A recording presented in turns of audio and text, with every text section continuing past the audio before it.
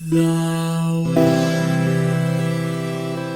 is saved.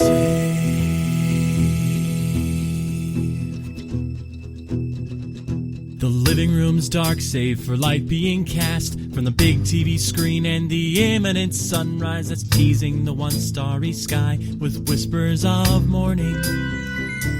Hey, George. Hey, Lions. How's it going? It's going really well for an exciting reason.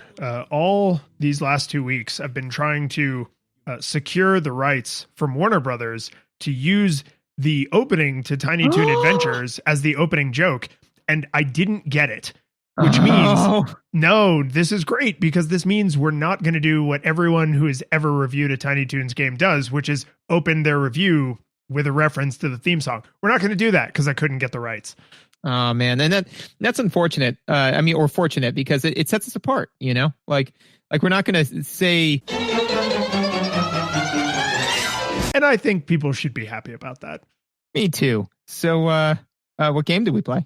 We played Tiny Toon Adventures Buster Bust Loose, which is another game with a colon in the title, which, you know, we have a lot of games that have colons in the titles, but I realized there is a crap load of Tiny Toon Adventures games, way more than I realized. So it's and I mean, of course, they're all unrelated, right? So it's not like Tiny Toon Adventures 1, 2, and 3. So they kind of all have to have subtitles because they're essentially named like episodes of the show, right? They're all sketch comedy, essentially.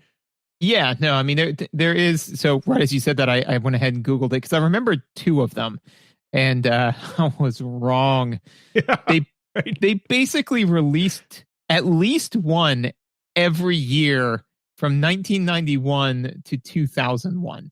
Yeah, so across different consoles, across console generations, like they got around. Oh yeah, so no, you kind of have to do something. But to be fair, you know, and I think that we kind of ran into this a little bit, or at least I didn't discuss this with you, but I ran into this a little bit. So when I picked this one up to play it, I'm like, I definitely played this game. This was not the game I was thinking of when we agreed to play this game. Oh, no.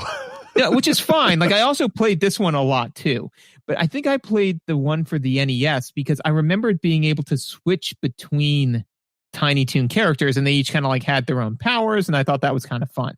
I played this one too, you know, but I was like, oh no, this is the one where it's just Buster. I was like, okay, no, I mean, that's cool. It's cool. I mean, Buster's cool, you know? So that being said is that it could be, you know, Tiny Toon Adventures, Buster Bust Loose, number 345, Mark 7:72. Like, it could be that specific with the title. And it's like, I don't know, it's a Tiny Toons game. You played the Tiny Toons game, right? Oh, dude, I totally played the Tiny Toons game. Not talking about the same thing. No, not even close. And I mean, and the freaky thing is like, you could be talking about different consoles in different console generations. Like that's the mind blowing part, right? Because if you say to someone like, oh, have you ever played Final Fantasy? They would rightly say which one, because the series has been running for 172 years, right? But Tiny Toons, like a lot of other 90s stuff, feels like a 90s thing. So if you said to someone, the Tiny Toons game, I think you're right. I think it's completely reasonable to think like, oh no, they were talking about the one on friggin' GameCube and I was talking about the one on Game Boy. And yet we both confidently referred to the Tiny Toons game. Yeah, you played the Tiny Toons game. You're like, oh no, absolutely I did. Tiny Toons is like the John Smith of video games, you know?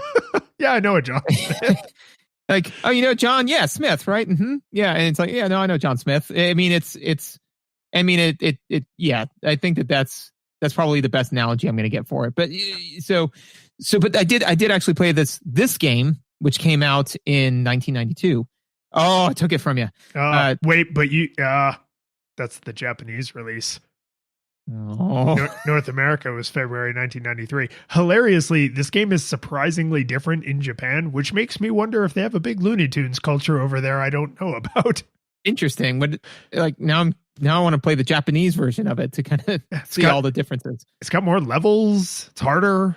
I mean, it's the stuff you expect from the Japanese version of a game. But I mean, this game was made by Konami and they're a Japanese company.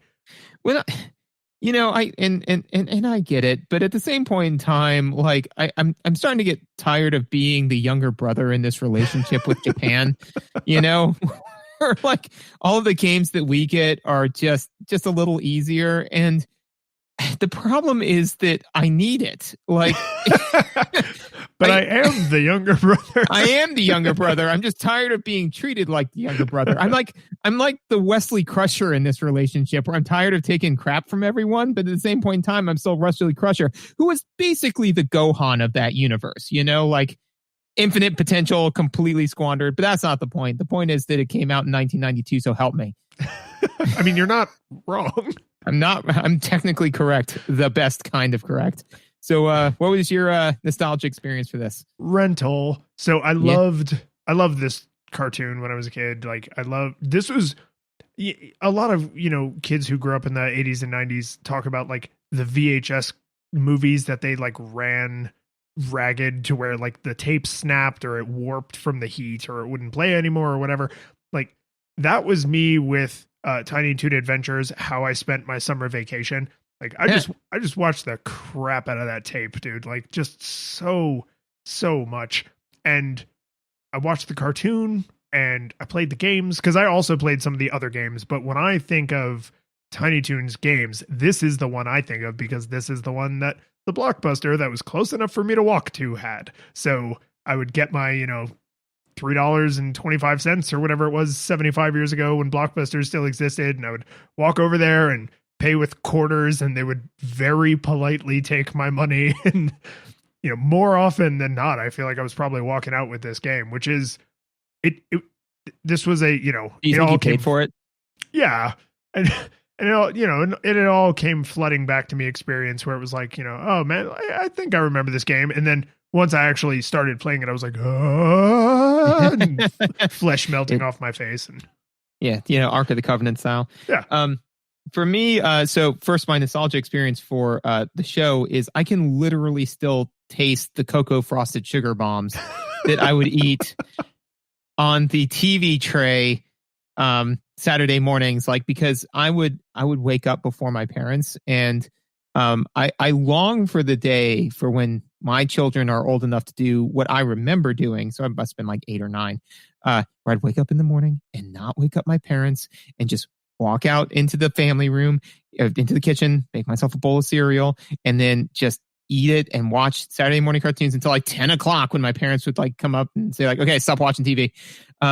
So that's my recollection of the show, which was difficult to divorce from playing the game because, like I said, I just watched this show so much that it's kind of like, oh yeah, I remember this game. I kind of remember the show a little bit better. That being said, I do remember playing this game. This game was one that my friend had, who he was about 2 years my junior, and he was my friend that had more money than love from his parents. So, like he had all of the toys, all of the games, all that kind of stuff. And so I would go over there and play this with him. Funny side note about that guy. He did not age well. So I thought for sure you were going to say, and later he died.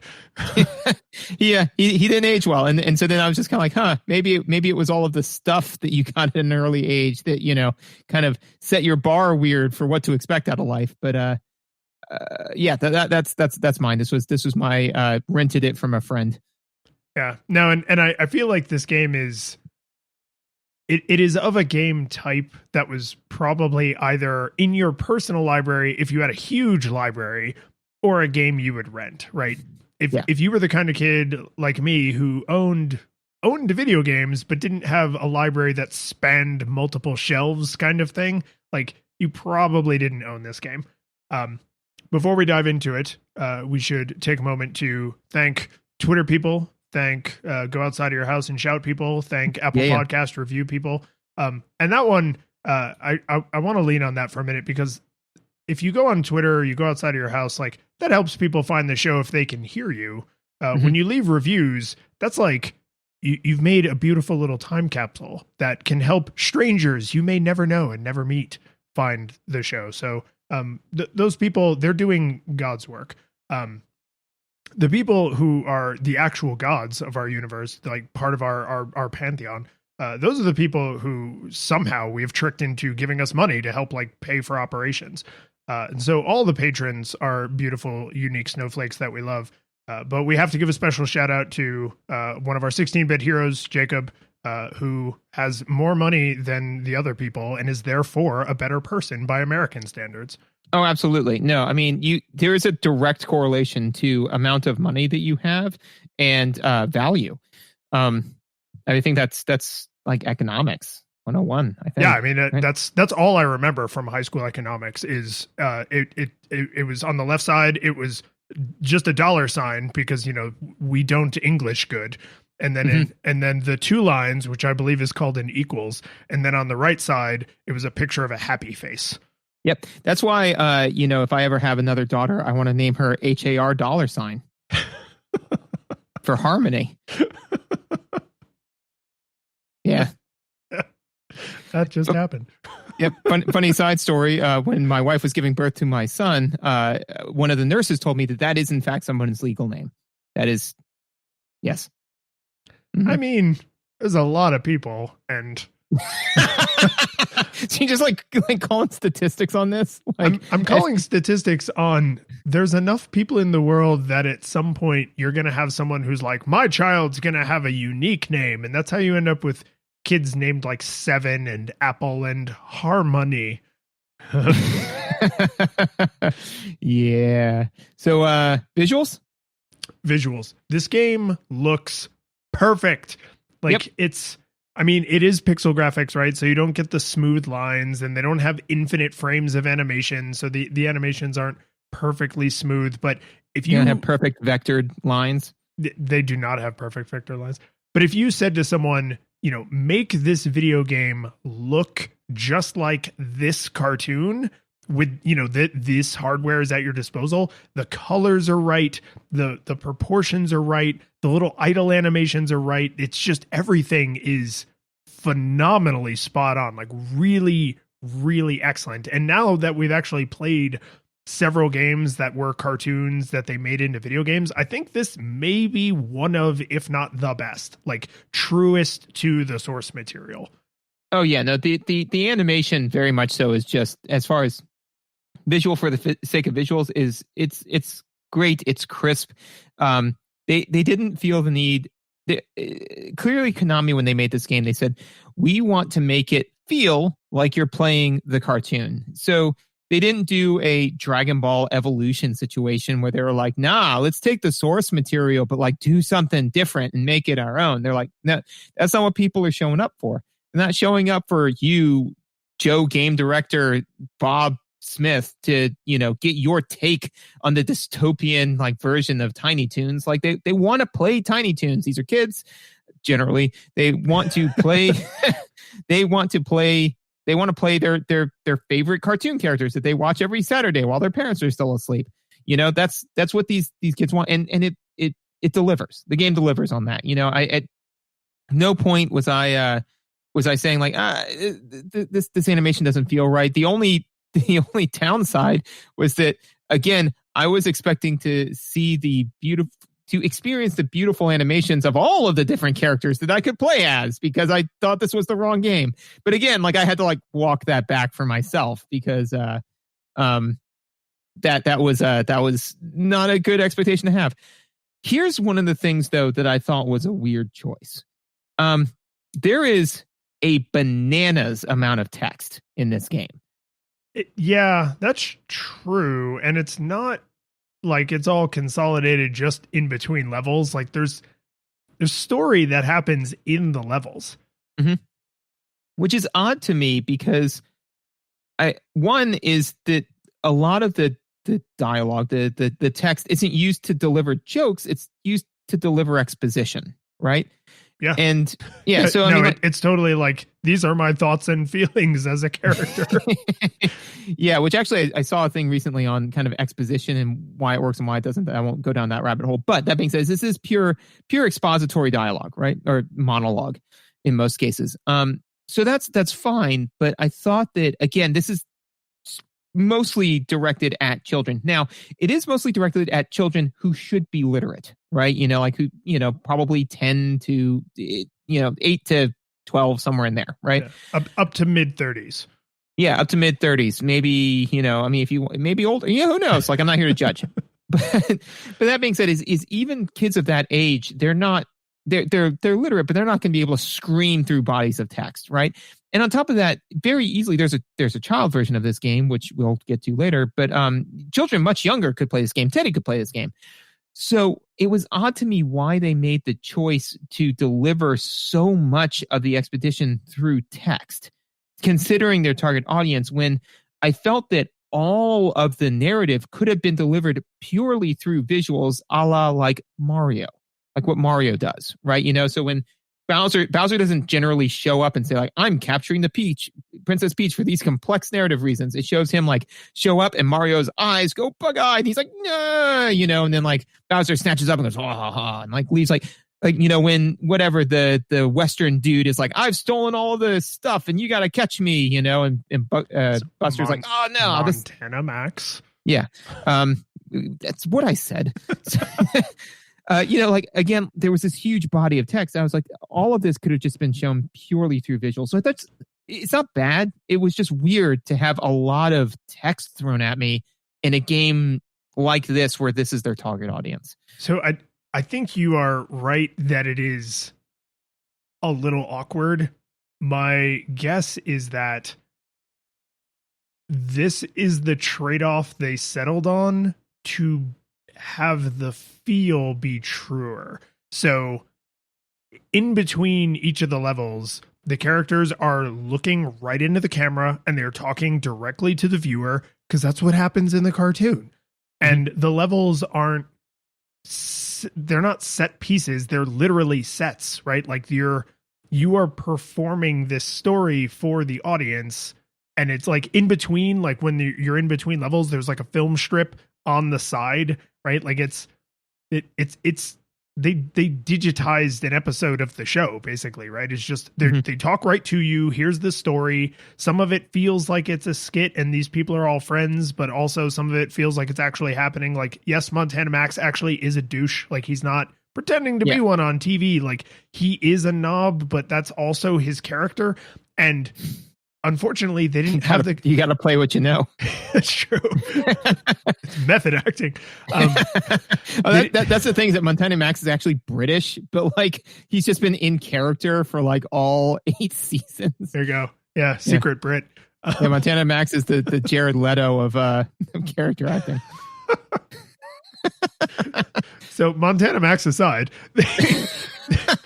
they normally in the show, there would be a huge amount of talking, just talking to each other, talking to the camera about what they just said to each other, right? Like, this is a huge difference between Tiny Toons and Looney Tunes. Is Looney Tunes had a lot of speaking, but not anywhere close to the... I wouldn't be surprised if it's a 10th as much as the amount of talking in Tiny Toons. So instead of just saying, well, we just won't do any of that and we'll just deliver it all through like pantomime and visuals, which I agree would have been an acceptable choice, they were like, no, we want it to feel truer, but we can't do voice acting, so we're going to communicate the dialogue through text. And I think the way they balance that is, it's all garbage. You could skip 100% of it. Yes. Yeah, there's nothing mechanically related in the text. And I did appreciate that. And I think that this is definitely just, it just comes down to a difference of opinion, For me personally, I think that I would have fallen on the side of the fence of like, if you can't do it the way even close to the way the show's doing it, then don't do it. Like I feel that, from my seat, that it would have been truer to do the pantomiming as like, because the whole point of the dialogue, the back and forth, is to be like this kind of over the top kind of funniness. And I think that could have been relayed more than, because to me, the bodies of text was actually took the energy level down, because I'm just sitting there. Oh yeah. Because it's super dry exposition. Yeah. So, but again, like, I think that both arguments are valid. I like I say, it surprised me because of the target audience that they're expecting them to read all of this, especially because, like I said, I could easily hand this to Teddy and he could play it, but he would definitely hard skip all of that stuff. Whereas if it was pantomime, then he would still get something out of it, Yeah. And some of the, like, you know, when you get up to the top of the saloon, I guess, in the western level, like, it's fairly clear that the safe is broken open and Montana Max has the big bag with coins falling out of it. So, like, you do still get some of that, but I mean, the story is already so thin.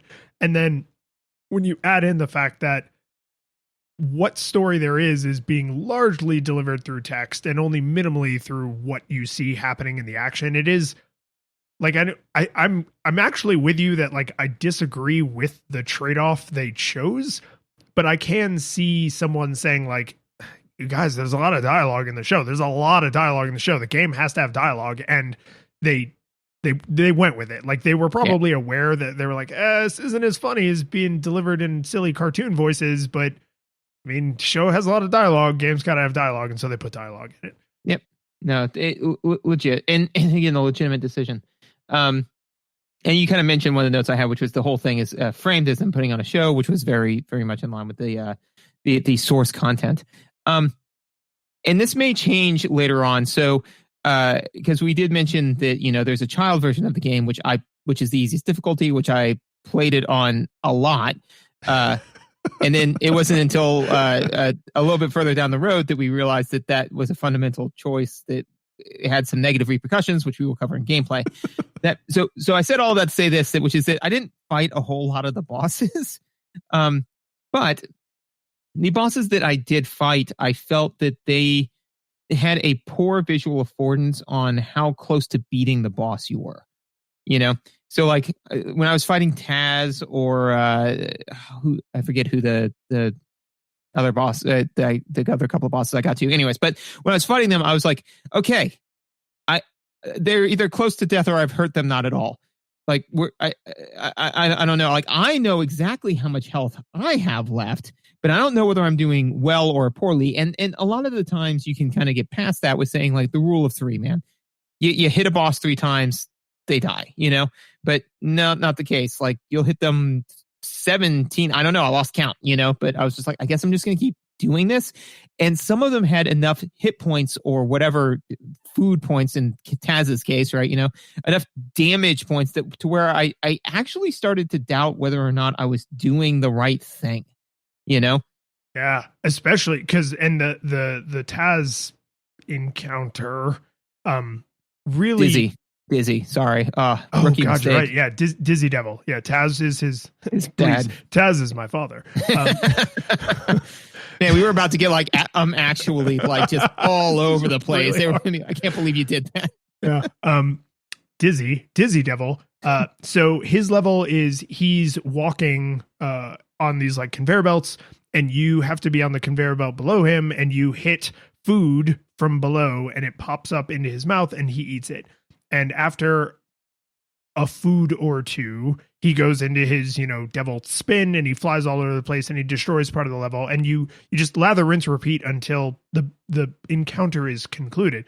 The thing is, if you interact with him or ignore him long enough, he also does the devil spin thing in the exact same way, which makes it hard to treat that as feedback that you are making progress on the encounter, right? So like, it's also the text you're sent into that encounter with is, oh God, he's eating all the food. And it's like, so the thing you're supposed to take away from that is eating all the food, not stop him from eating all the food, which is the tonal implication. Well, I feel that if I remember correctly, it says, you know, he's in there eating all of the food. And then I think Buster says, like, I just need to feed him to where he's full or something like that. Like, I remember this distinctly. And now this not to be that horse, but the actual mechanical, what you are supposed to do to beat the boss is related through text. Oh, good. Good. They do tell you point blank, like, this is how you beat this guy, feed him. And again, you know, like you can, it's the only thing to really do in the level after you realize that like jumping on him doesn't hurt him. But yeah, no, there's no real clean visual on the fact that that's what you're supposed to do, or on the fact that you're being successful. If not for that body of text, I would have probably had to go look it up online just to make sure that I was doing it right, because I have a very, very low threshold for that kind of stuff. So I probably would have been like, I've been doing this. I've hit him with food 5 times, 6 times.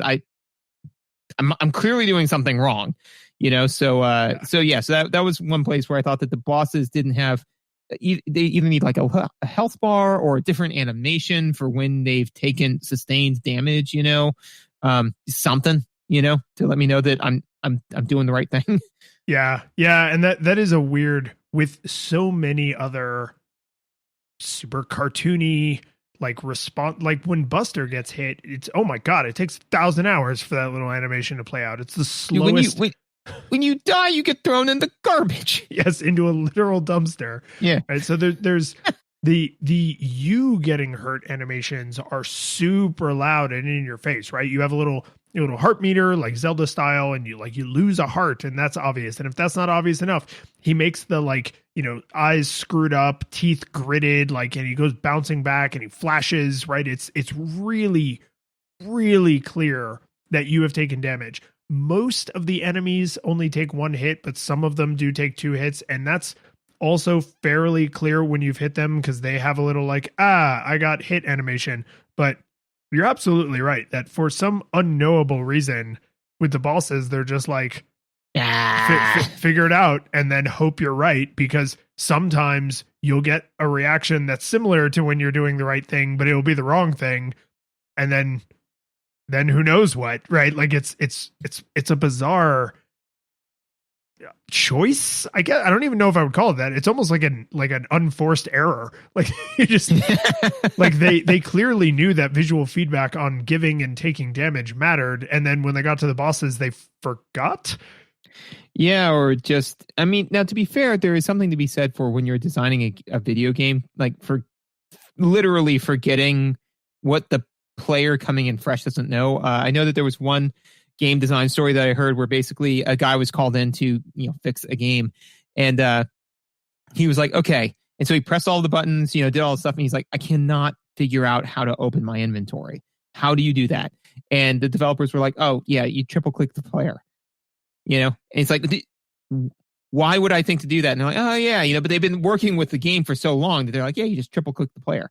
So I think this kind of feels like that, where it's just kind of well, how do I know that I'm damaging the bad guy? And it's like, obviously you are. You're feeding him, right? He'll go to sleep. So kind of has a little bit of that feel to it. Yeah, the small team, everybody agreed, oh, this is the thing you do to defeat this boss, and then at no point did anyone say oh, how will anyone outside this room know that? Or worse, it was a small team, and they load the final box on, close the thing, and it all ships off. They're kind of watching the truck drive away, kind of wistfully nostalgic about the experience, having that catharsis, and he goes this is a hard work, don't you think so, Dave? Yeah. Hey, you remember to put the health bars in for the bosses, right? Son of a, and it just cuts out, to credits. Yeah, it's really how it feels, because I cannot, on the opposite side of this complaint, I cannot complain enough about how long it takes for you to recover from taking damage. Oh my God. And yes. I'm sure it's not actually that much time, but it feels slow. It feels so slow. You get hit, you make the little screwed up face. You have to then come into contact with a surface unless you fall really far, which doesn't happen because most of the stages are not very vertical, right? So you have to then fall on the ground, and it makes a little boom noise, like you fell on your bottom, and then you recover and you regain control of the character, and you have your invincibility frames for a second or two. But that whole little oh, I got hit, it's just okay, I'm going to put the controller down and go make a sandwich, and then I'll come back, and hopefully by then I'll be halfway to having control of Buster again. I don't know why it's so long. I could explain it away as oh, they want you to have a lot of time to process what just happened. And my response to that would be, give me more invincibility frames. If you're directing this at a little kid, don't have a big, drawn out, dramatic you took damage animation, because it is cute and it is very on brand, but it doesn't need to be 25 seconds long. Just make me get hit, and then give me back that time in invincibility frames, and that will make it child friendly. Or they could even have their cake and eat it too, which is to animate it. But if you do anything during that, it just snaps out of the animation and just gives you control of the character, you know? Absolutely. Yeah. If I'm hammering jump or the dash button or something, then just do that. Yeah. So they could be like, oh, no, you got hit. And if it is a kid, they're like, because I mean, literally, Teddy, I have seen Teddy make some just exceptionally poor decisions in the general frame of humor in a video game. And I'm not laughing because I'm frustrated because we're dying. But he's like, see, this is hilarious. And I'm like, it's not funny. Dada's going to lose his mind, Because we've been playing Little Big Planet 3, which is right up his alley. I mean, like, death is super low stakes and all this sort of stuff. But unfortunately, we finally got to the boss. And that is a bit of a skill challenge. And so, literally at one point there's a part where, like, when you die, it makes like this fun little electric thing and it shakes the controller. And he was like, this is the best. And I'm like, please, we share lives. Please stop burning through lives. And so basically there's large chunks of this that I have to like one shot because like I've only got the one life because he's pissed them all away. So I say all of that to say I could understand them putting in an animation that's like, you got hurt. It's not that big of a deal. Like, even get hurt on purpose because it's just fun and it's for kids and who cares? It's going to punch you back like X amount of time. You don't really care because you're 5 or 4, right? But again, and this is somewhat of a product of the time period because this is before really they started saying we need to get a wide audience, So it's like, yeah, if your target demographic is between the ages of 9 and 9 3/4 months, then yeah, you can make this type of game. But if you want to kind of get everyone, then you need to create it so that way people who do have a higher games literacy aren't bored out of their skull watching this cartoon bunny fall on his bottom. And okay, so this is going to sound like a weird complaint, but I feel like this is important and this will inform some of my mechanical criticisms. Do you find it weird at all that in a game that so much looks like Looney Tunes and Tiny Toons and Warner Brothers cartoons that it doesn't have very cartoony looking violence? Because you do, like, when you walk, and if you just walk into like an enemy, you get hurt. If you jump on an enemy, you get hurt. But you have like an attack where you do like a little flippy animation. But then when you defeat an enemy, most of them just poof into like a little cloud. Like it doesn't feel Looney Tunes. Like, it's not anvils dropping, shotgun blast right into Daffy Duck's face. Like, it's very sterilized. Okay, and so you're going the other way with it because I was like, I didn't think this game was hyper violent. No, it's not. It's super sterilized. Yeah, that's the problem. Yes, the source material is hyper violent, right? But it's a very specific brand of cartoony violence, right? Like, Looney Tunes violence is very recognizable. Like, if you did stick figure animation in a flip book and you were trying to, mimic like the Looney Tunes style, people would probably recognize it because it's so distinctive.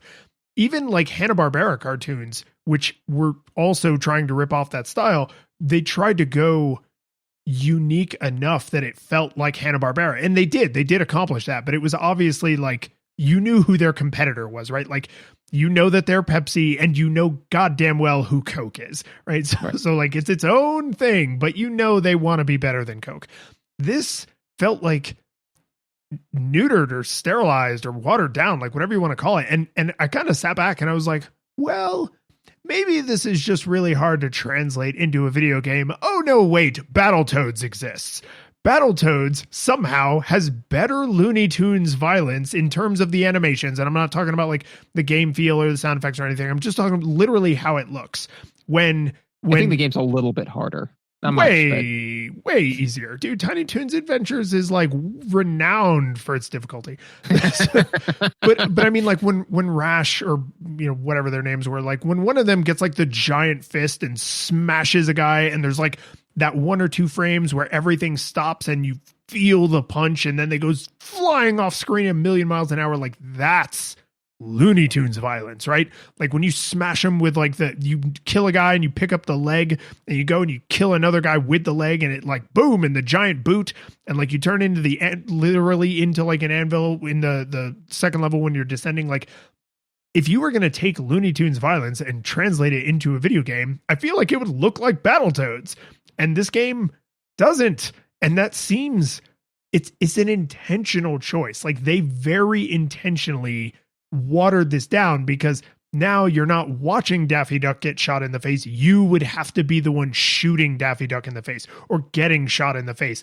And someone, some censor, some writer, some whoever, Konami, whoever had the money, like someone said, no, it's one thing to let them watch that level of violence, but we're not going to make them live it out. They're not going to dole it out or receive it. And you can just tell throughout the game, all of the violence is big clouds of smoke and like gentle. Nothing feels weighty. Nothing feels like you're taking a life or giving a life or sparing a life. Like it's very, very watered down. And I get it. I 100% get it. But because everything else looks so right, the idle animations, the colors, the environments, everything else looks so right. The fact that the violence feels so wrong, I was just like, eh. Yeah, you've given me a lot to process in the last 2 minutes. So I've been frantically trying to look some stuff up online, and unfortunately, I've managed to refute my own argument that I was trying to pull together. Because you're right. The only thing that I can think of is that the target audience for Battletoads. I mean, Battletoads has a completely different feel. And I think that you're right in the sense of like it is different between. There's definitely a difference between watching somebody else do a thing and being forced to do a thing yourself, and video games, especially in recent years, have been predicated on that, like the idea of it's like, I mean, look at The Last of Us 2. The whole point of that is that it'd be one thing to be told a story from this person's point of view and then told a story from another person's view. It's another completely different thing to put you in the driver's seat and say, choke your favorite character to death because that's what this person would do. And you kind of understand it because you've been forced to play them for the last 2 hours, or 10 hours. The theory I was working under was that the games were rated differently. So that way they could appeal to different audiences, right? This is pre-ESRB. It is. And that's the thing that screwed me, right? Because the ESRB went back and rated these things. And so Battletoads is rated E10 for ages 10 and up. Tiny Toons Buster Bust Loose is rated E for everyone. And I was like, that's why. But then the ESRB was founded in 1994, and this came up famously, apparently, in February of 1993. So no, that doesn't. So the only thing that I could think of is kind of what you said, in to a degree, which is, even though the ESRB didn't exist, like in the same way that the rating system didn't exist, but the feel of video games still did. Yeah. Like I can still tell you that Mortal Kombat is not Buster Bust Loose. So the only thing I could think of is like game feel is that the aesthetic of Battletoads is very like, metal, grungy, and that this is Tiny Toons, so you can't have that. But yeah, I mean, the source material is way, way, way more violent. So that's a very salient It's point. like the weightiness of things, right? Like, because when you dash and he does the cartoony, like one knee up and arms back, and then he, palms straight out in front of him, like with the circle legs, like that feels, even though you're not really moving all that fast, like it feels fast because it looks fast. And if you do the duck and slide, and it feels like, you're sliding into home base, but you're sliding for 700 feet because it's cartoon and physics doesn't work, right? Like all of that stuff is animated to feel the way it looks like it would feel when you're watching the cartoon. So I am confident that the way the violence feels is a deliberate choice. They were like, water that down. And then they came back with like Battletoad style animations. And they were like, I said, water that down. And then they just came back with pure water. And they were like, water that down. Yeah. More water. We're talking, how was it? I think it's the homeopathy where they're like, we're talking a 100 cc or a 99 cc or whatever the thing where like if you were to dilute something that much, then there would be like one atom in the entire sun worth of thing. Yeah. Yes, that is homeopathy. It is all bullshit. If anyone in our audience believes in homeopathy, I mean, no, how about this? If anybody in our audience believes in homeopathy, just reach out to us, right? And honest to God, like I'm serious about this. If you believe it, reach out to us. I will set up a special time to talk to you and explain to you why, from a scientific standpoint, that makes zero sense. Honestly, like I'm not trying to be like a jerk about this. Like it makes zero sense scientifically. You can believe whatever you want to believe, but it is a religion. It's nothing to do with science. So that just gonna throw that out there. I mean, it is not often that an honest to God chemist is like, I will explain this to you. And not from like a hoity-toity, like, you know, like up on a pedestal. Like it's just important to me to get the knowledge out there. All that being said, so the one last kind of throwaway visual I have, which is when you're on the train cars, there are like some like bad thugs that are coming at you, and one of them has a Yale shirt. So give Yale. Are you serious? Yeah, dude. That's funny. I will give you a minute to go look that up. No, I mean, I believe you. I'm surprised I didn't notice because I had to replay that level quite a few times. Oh yeah, no, I mean, I definitely had to play that one a number of times. So I was like, now that is in keeping with the original show. I mean, that's how it totally is. But yeah, no, I saw that and I was like, yeah, take that, Yale. Apparently some of the people on this writing team went to Harvard, unlike the Simpsons writers where clearly they all went to Yale and none of them went to Harvard because they always make fun of Harvard or Yale. I forget which one. Some of those elitists. My only other throwaway thing for visual is just because I thought it was like almost like an Easter egg, which is, did you happen to notice how detailed the stairs were? Like there aren't a lot of stairs in this game, but they're like oddly lovingly crafted. And I kept thinking like, wow, why do the stairs look and play? And I'm not talking about just mechanically, but like, why do they look and play like familiar other stairs? Oh, wait, this game is made by Konami. These are Super Castlevania stairs. Right? Like, the way you move on the stairs is a little different. Your jump arc is all screwed up. And I was like, these are Castlevania stairs. They put Castlevania stairs into my Tiny Toons. And I just thought that was funny. Because like no one would care that the stairs look the way they look. But I was like, wait a minute. Konami made this game. Yeah. Yep. No, because I think they got a guy, you know, like you got a stair guy. They got a stair guy, you know, and they're like, hey, you. And he's just like between Castlevania projects, and they're like, "Hey, can you just pop over real fast and do some nice stair work for Tiny Toons Buster Bust Loose?" And he's like in his mortuarium with a bunch of like dark lights and Castlevania posters everywhere. He's like, "Oh, I'll make you some stairs. I'll make you some stairs you'll never forget." I'm imagining the director presenting the game to like the executive team and just being like, sorry, Jerry's been working on a lot of Castlevania games, and these are the stairs he gave us. So, no, that's a really good observation. I like that. Audio.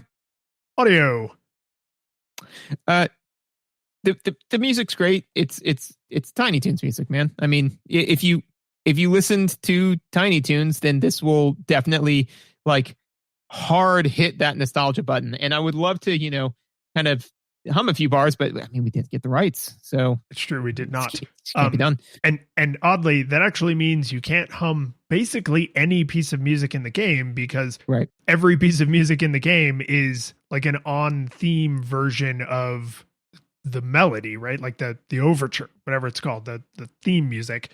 And at first, like when I first noticed that, I was like, oh, it seems kind of lazy. No, wait, I don't actually think that. I like this a lot.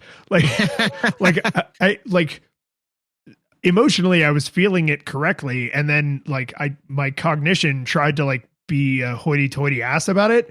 And then fortunately, like, cause I'm an old man now and I don't have anything to prove to anyone, I was just like, no, wait, I like this. I like that in the Western level, it's like the squeeze box kind of harmonica version of the theme song. And, like in the space level, I think is the one that's hardest to hear the melody in. It's really stretched out. It's very elongated, but it is in there. Like there's little bits of the melody in there.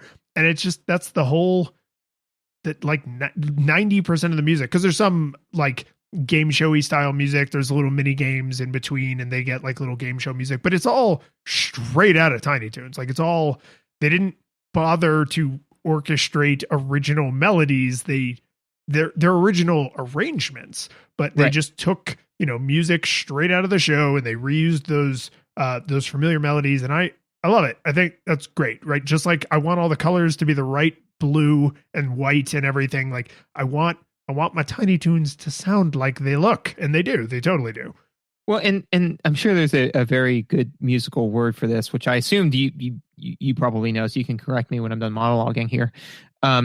Which is basically when you do that, where you take the main theme song and you tweak it so that way it makes sense. It's kind of like a musical callback. Leitmotif. There it is. Yeah. So the reason why I mention it is I've been watching a tremendous amount of the Lorax recently, and it does this particularly well in the sense of like there's the music's super catchy in this show, but there's a song at the end that the first time the Onceler chops down a tree and the Lorax shows up and kind of like mourns the passing of the tree, it's the song Let It Grow from the end, but it's all sad and drawn out, and you know, and so I'm like, when I notice, I'm like, oh, that's really clever, because it gives you that kind of like feel of through line, you know, like you didn't recognize it, but your brain did, you know. Yeah, and this is an incredibly, I mean, like your music theory is not good. Mine is also not good, but only a teeny bit better. And yours is substantially better. Mine is real bad. Yours still isn't good. Don't get me wrong. I'm not. I mean, it's not good. I'm just. Yeah, you're a dumpster, but I'm still a garbage can. So yeah, but we're both on fire. But this is, you know, if you're orchestrating music for like a play or a film or a game, like yes, you reuse melodies. This is not a novel idea, but to me, I don't know why, but this is if you have no idea what we're talking about, overwhelmingly the most obvious example most people in our audience can probably queue up in their brains is in Aladdin. The opening song to Aladdin is, you know, very like he's running from the guards, and it's very like upbeat and fast paced. And then when he gets back to his hovel and he's singing his sad song, it's the same song. It's the same melody. It even uses most of the same words. It's just slow and sad because now he's slow and sad. But the point is that melody, the one jump, I think is the name of the song. Where it's like, gotta keep one jump ahead of the bread line. Right? Like line. We got the rights to that song. Yeah. So yeah. That, I mean, obviously Disney's way cooler than Warner Brothers. They never litigate. Ever. They're not the reason why copyright law has gotten so out of hand in the first place. But what that teaches you as the viewer is that melody is not just a song. That's Aladdin's song. That melody is Aladdin's melody, right? And if you look at the soundtracks for a lot of movies, they don't always bother to name the music, and so they will usually often just name it for the character. Like, this is George's melody, this is Lions' theme, right? And then anytime you hear those notes in that order, but sometimes at a different tempo and on different instruments and in a different context, then they can use the same character, but in like a different emotional state. And so, like I said, this idea, not novel, but it's executed really, really well because they have to jump like cinema genres, right? They have to go to Western. They have to go to like a Star Wars knockoff, like where Babs literally even has her hair like into the Princess Leia buns, right? Like they have to jump genres pretty aggressively and yet still have a cartoon theme song be the melody that they're reusing. So it's really good. Yeah. As far as music, audio in service of gameplay, all of the sound effects are good. They're very cartoony, you know? I mean, like, you know, you never, like when you hit the ground, it doesn't sound like a body collapsing on the floor a la like Resident Evil, you know? Like it sounds like it's not a thud, it's like a springy boing. As far as visual or audio in service of gameplay, I couldn't really find anything, which is again, neither here nor there, you know, like that's like whenever we say like, oh, there was no audio specifically in service of gameplay, that's not like a bash, you know. It's only when it's decidedly absent when it has to be there or present when it shouldn't be there. This isn't a Jekyll and Hyde situation where you're being bombarded by a million different sounds all the time. You're like, I need you to take it down a notch. Like, I need you to water it down. I need like 100cc watered down version of those sound effects. But yeah, I couldn't really think of any place where they were specifically throwing in sound effects that gave me information that wasn't just fleshing out the universe. Yeah, I mean, everything sounds like it should sound, is right. It's everything is being communicated to you through the visuals. And when sound effects are appropriate, there are sound effects, and they are the appropriate sound effects. There's the closest to maybe communicating some information through audio right before it's then really, really communicated through the visuals is in the middle part of the space level, which I think is the last level. There's lasers that are coming at you from off screen, and it makes like a it's also a very distinct visual with that as well. That's the thing is because it's coming from the background, it is possible that something in the foreground would be blocking the start of that animation, but it so rapidly fills the screen that the audio cue at most would give you just the tiniest little heads up, which granted matters, right? So it is useful, but that's the most extreme example in the game I could think of. By and large, it's you see something and that something should be generating a noise of some kind, and it generates the appropriate noise. And this is not good or bad. This is the curse of sound designers, is it's supposed to mostly kind of wash over you, and success. Yeah. Fun minor side note in that particular level. This is a visual thing, but the space destroyers in the background, which are obviously supposed to be like Star Wars space destroyers, right? They're actually wedges of cheese. Yeah, so, that's true. That's true. Because they're like Swiss cheese, because they have little dents and little holes in it. So it's like a double reference. It's like a Star Wars, but they're also cheese. So, but yeah, no. Like I said, I don't have a whole lot of depth in my audio notes. Do you have anything else? No, I mean, like I already went way deep on the music, and that I really do like two thumbs up on the music, but the sound effects are. They're 3 out of 5. Like, operating at or near expectations. Yeah, no, they're getting a cost of living raise, but they're not getting like a promotion. Yeah, you're not fired, but you're not ready for management yet. Yeah, no, try again, reapply next year. Gameplay. This is where this is going to take a turn for me toward the decidedly complainy. So let me know if you need some cheese to go with it, because like we've got giant Death Stars, like giant Star Destroyers made out of to go with my wine. Yeah. I hate the way this game handles. I hate it. I think it handles like crap, and the fact that it looks so spot on and handles rigid and like you can see the T-square that the nerds were using to draw the perfect right angles that made me rocket myself into a pit and die 1,000 times. Because here's the thing.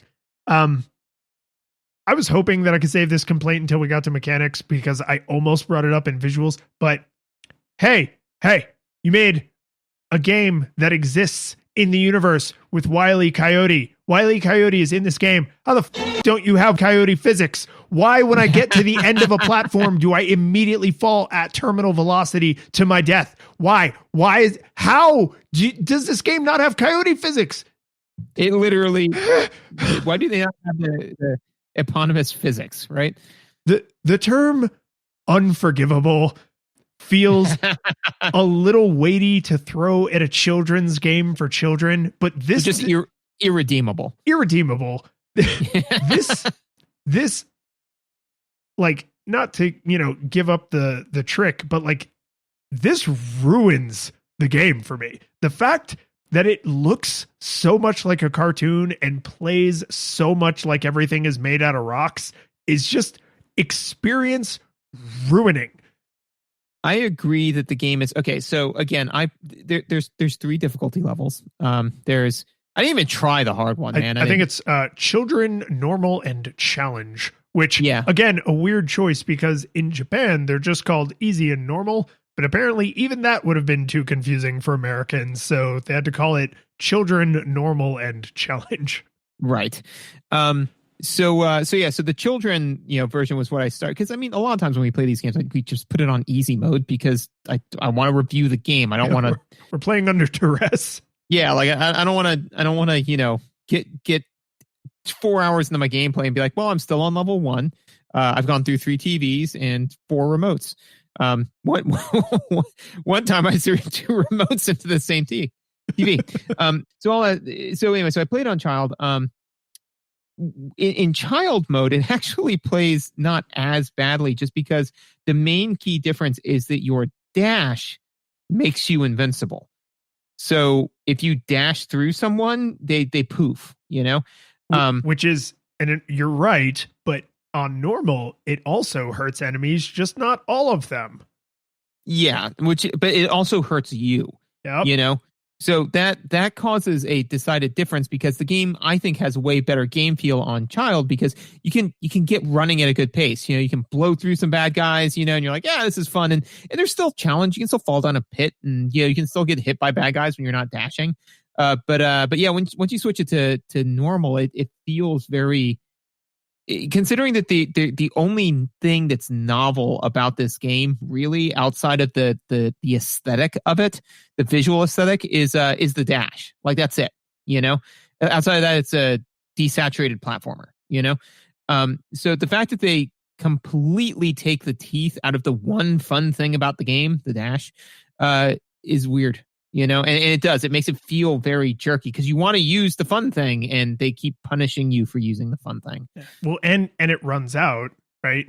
So if I get that they can't just make you dash unlimited, because one, that would remove 100% of the challenge, or it would become avoid the pit simulator, which is not great, right?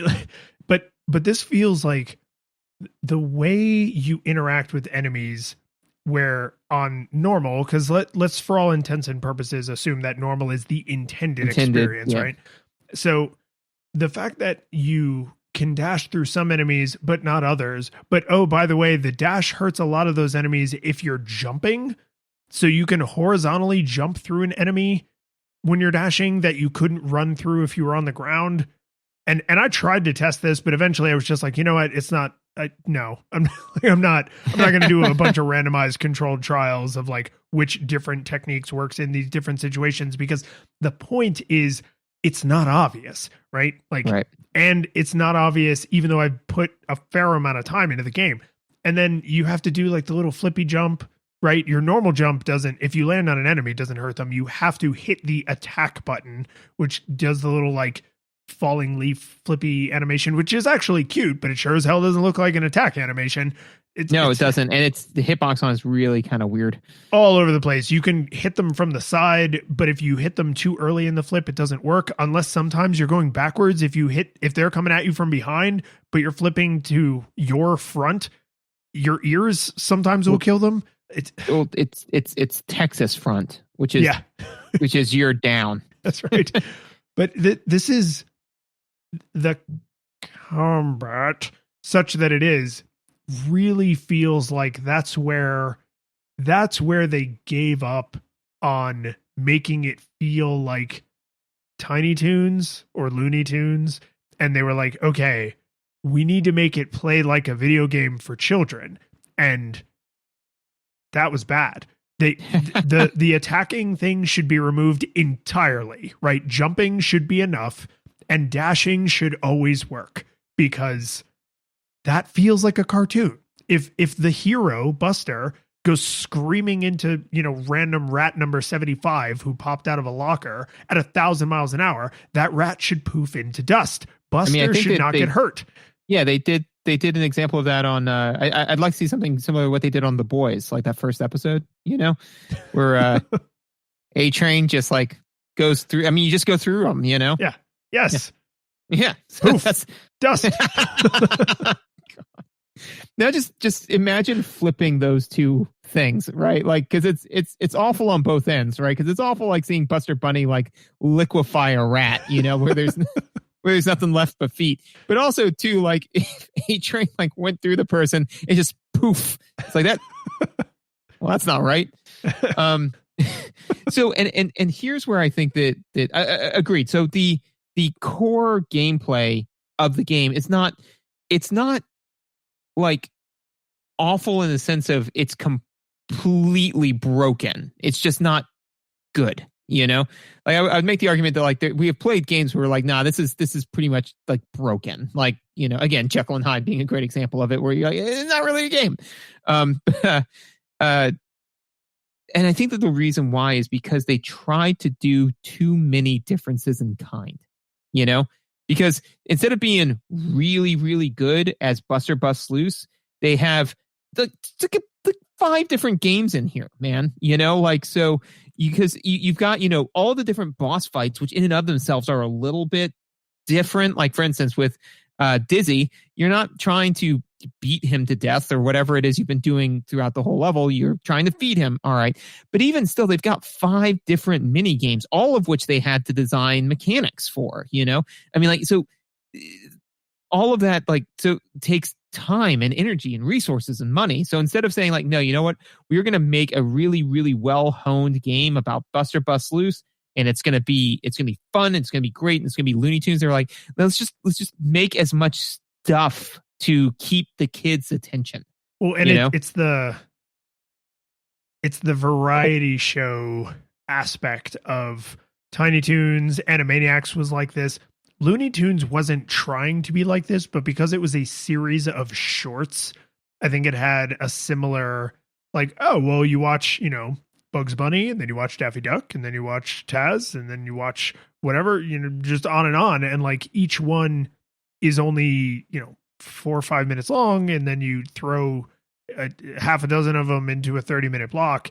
And so it feels like a variety show. And then Tiny Toons literally is a variety show. They talk to the camera. They talk about what they're doing. In Animaniacs, they flat out refer to the fact that they're sketches. Like, there was an evolution into more and variety. And when you do that in a cartoon, they're all drawings, right? When you do that in a video game, they're not all drawings. Like, you have to build different game engines to make these things happen. Yeah, no, absolutely. You have to develop an engine behind that. You have to develop a concept. I mean, you have to develop the core concept of what the game even is. Like, it's like, what are we doing here? Are we doing a platformer? Are we doing a motorcycle game? Are we doing a bingo game, which I have feelings about?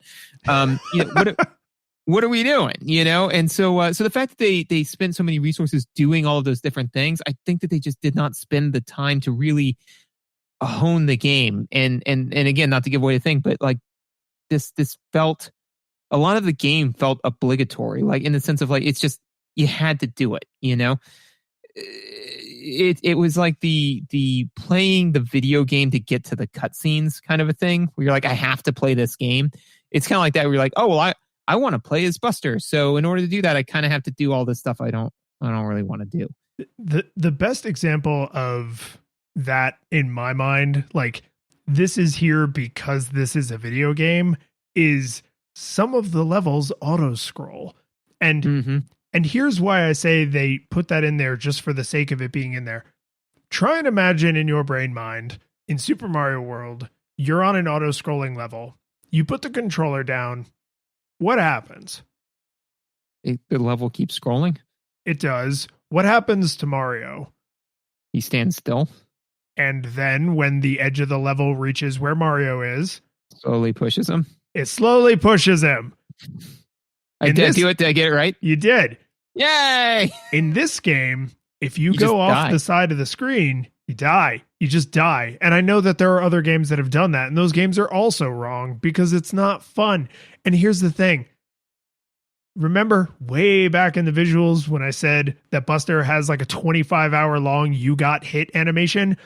if you happen to get hit by an enemy and you happen to be near the left side of the screen on an auto-scrolling level, it's instant death because the animation takes longer than the screen scroll takes, which means this enemy essentially pushed you into a pit, right? Like they pushed you into a bottomless pit by pushing you off the left side of the screen. And that sucks. Every time I died that way, I was just like, this feels cheap.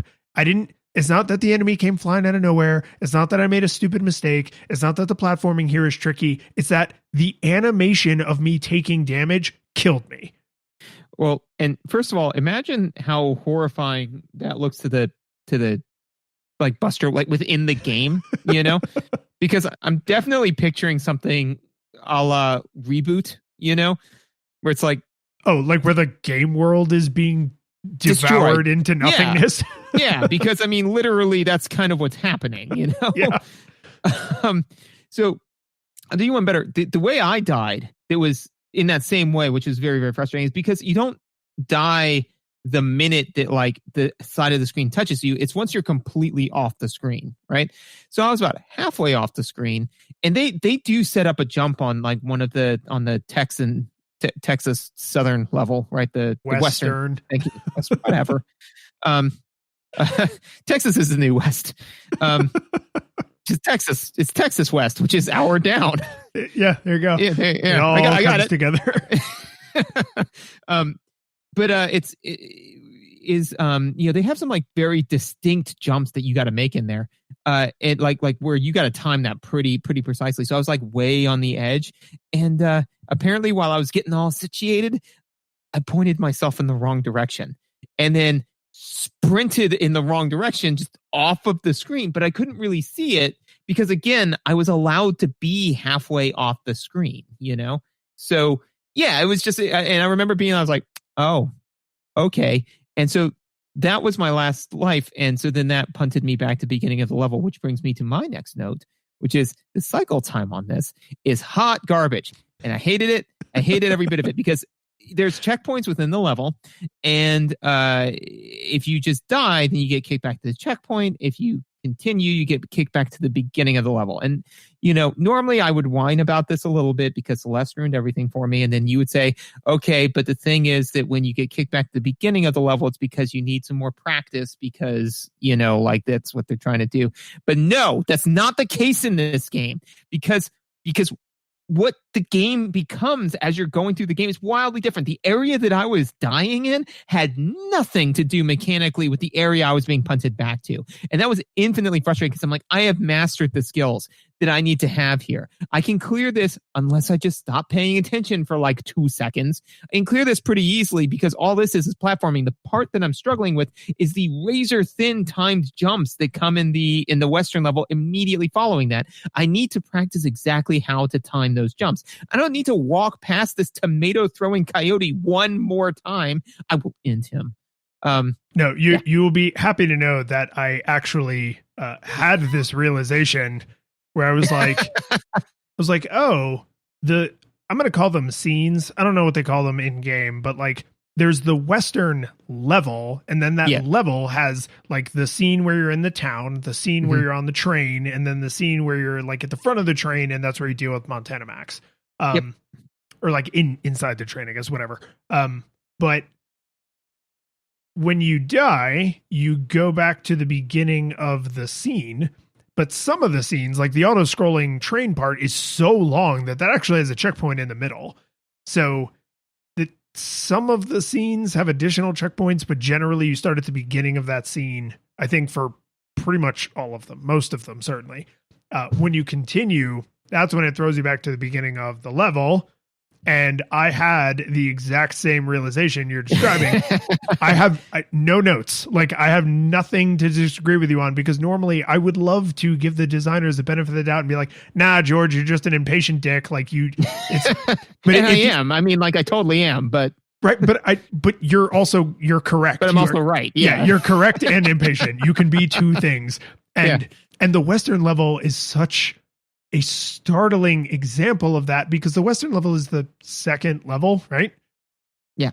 Yeah. So right there, very early in the game, the designers already have just struck out on oh, we're going to kick them all the way back. But it's because they have to do this precision platforming in an environment where if they fall, they don't die. So that way, when they're in this environment where if they fall, they do die, they'll have had an opportunity to practice it. It's not what happens. It's not what happens at all.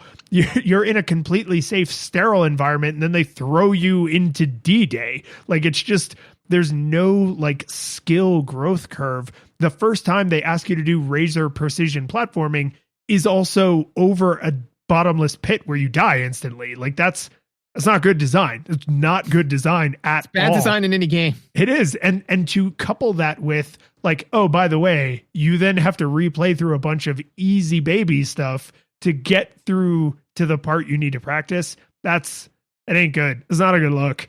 No, it's not. The one last note, and this is kind of a throwaway note that I have for gameplay, which is, okay, so Plucky's minigame is bingo. It is the biggest waste of humanity's time ever. Like, there is sitting in a room by yourself, eating saltines, watching paint dry, and then there is playing this game. And there's nothing, it's not a game. It's just like, I mean, you're just sitting there, it's like, press X. I'm like, okay, here's a ball. Press X again. Do it. Okay. So press X. And it's just, and so all of that is boring and banal. Fine. Whatever. But here's the thing that gets just where it goes from terrible to greatly awful. Is that you're slowly filling up this bingo card, right? There's like 7 characters on there, right? And every time you get the character, it blots it out like bingo, and that makes sense. There's only 2 that don't get picked every time, right? There's only 2. Just pick those. Tell me which ones they aren't. Stop wasting my fucking time. You know, just that's it. Just say you didn't get Elvira. You didn't get Montana Max. Black everything else out. Give me my lives, and we can all go home. Like that. I hated. I mean, every single time I got Plucky's bingo thing, I was like, I wish I was dead. So. So anyway, that's my remaining mechanical note. So I only got the bingo minigame once.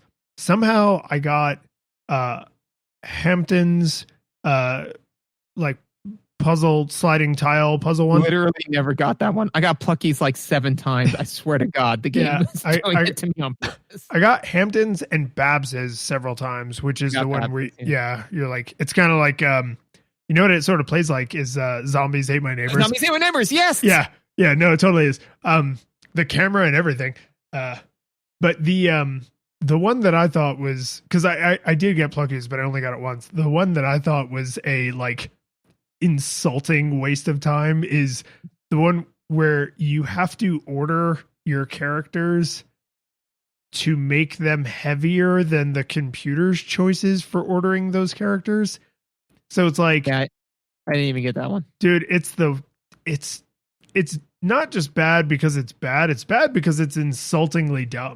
Like they're implying that you have agency in this situation, but you're just guessing randomly. Like you don't have nearly enough information to inject any kind of strategy into the situation, which means you're just guessing, which means it is essentially bingo where random things are happening, and then you're going to dole out some number of additional lives, in which case, why even go into the minigame? Let's just go back to the spinning wheel, put numbers on that spinning wheel, and that's how many additional lives that gets. Yeah, just kind of, this feels like additional lives with extra steps. You know who developed Zombies Ate My Neighbors? Is it Konami? It's Konami. Yeah. Yay! So somebody at one point, and wait, hang on. This one came out in July 19th of 1993. So maybe there was like a guy who, you know, was working on Zombies Ate My Neighbors, and they're like, hey John, can you come in here? We just had Chet make the stairs. Can you come in here and make a mini game for us real fast? And they're like, yeah, I can do that for you. So it's like, okay, I'm not going to design any of the assets, but here's the engine from Zombies Ate My Neighbors. Make some lemonade out of this. But yeah, anything else? No, and we I think we've both probably, let the cat out of the bag a little bit. The way I will summarize this is I found my disappointment with the game disappointing, because here's the best way I could sum it up. And I kind of said this game looks like Tiny Toons, and for the most part it sounds like Tiny Toons, and for the most part it moves like Tiny Toons, but it doesn't feel like Tiny Toons if you are playing, because I played this where other people could see me, and one of the comments I got was, "Oh, this looks like a lot of fun," and I said, "It's not." And looks that way, doesn't it? Yeah, and the response was essentially, "Oh, but it looks so good. It looks just like the cartoon." And yes, it does. It looks just like the cartoon, and it sounds just like the cartoon, but it doesn't play like you imagine the cartoon would play. And that was what I mean, we just spent 90 minutes talking about like why they made the design choices they probably, like why did they probably make those choices? But to me, it's just, it almost makes me want to go play one of the other 85 games that they made with the Tiny Toons marketing materials, because do any of them feel like a Looney Tunes cartoon? Because I would like that. I would like a game that looks like this game, but essentially plays like Battletoads, right? That feels weighty and cartoony and silly. And I mean, it doesn't have to be a side-scrolling brawler. Like, it still be a silly children's platformer, but this doesn't feel like I was playing a cartoon. It felt like I was playing Hard Right Angles, the game, with cartoon paint drawn over it. It's like if you were 5 and you walked into your father's office and your father is like a civil engineer designing a bridge, and you just drew a picture of a bridge with fat crayons on his like design notes. And it's like, yeah, I mean, yes, it looks very silly and cartoony, but it doesn't feel right. And this is one of those times where I'm like, I got fairly far into my playthrough before I was like, this ain't me. It's the game. Like, it's not, this is not my fault. This game feels wrong. That's not, I'm not taking responsibility for that. So full nostalgia goggles required. And so I'm also at full nostalgia goggles required. I don't think that I was quite as deeply betrayed as you were on this game. I mean, to be fair, you thought you were going on a blind date with like Cindy, and you got there and she was like, "Hi, I'm Beth." And you're like, "Beth, hey." Yeah, I didn't want to taint my date with Beth because I thought it was a date with Cindy. I wanted to give it a legitimate shake. So I was like, maybe it's not that bad. But to me, the real defining thing and why I'm going full nostalgia goggles required is because if you didn't have nostalgia for Tiny Toons, why would you ever play this game? What possible reason could you have to play it? Because again, it does one thing uniquely, which is the dash. And play Sonic. Sonic does it better. Like, there's a million other games that are platformers that do something that's more unique, more interesting, more engaging. If you don't have a special place in your heart for Tiny Toons, then you would never play this game. So absolutely full nostalgia goggles required. And I was thinking on how I'd like to close this episode. And since we didn't get the rights to Tiny Toons, I think there's only one way to do it.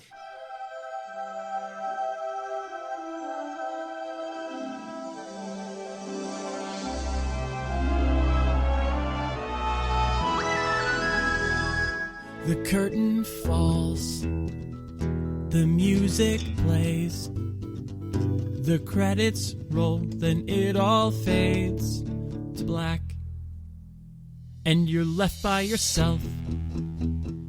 The fanfare is gone, there's no player 2 there by your side to share victories won. But as you slowly progress down the hall to your bed, a few great events leak back into your head from the time that you spent traversing the land, battling evil, fighting the darkness, just sword in hand. Your memories creeping with the edge of a smile. You realize again what you lost for a while. You're gonna think back much less on how you saved the day than on all